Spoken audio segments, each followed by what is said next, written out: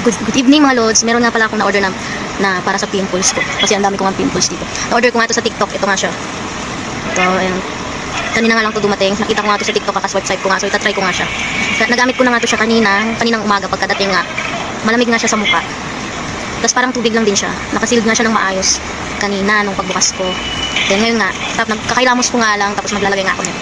May dropper nga siya. Ito nga yung dropper. Then mabango din siya. Para siyang yung vitamins. So, nilalagay ko nga ito siya pag ganito. Pag ganito ko nga siya nilalagay. Padrop-strop siya ng maliliit.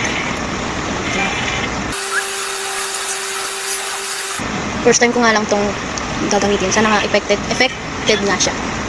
Ano, effective o effective? Ewan ko basta yun. Malamig nga siya guys yung time. Hindi ko na alam kung tama nga ba itong ginagawa ko sa aking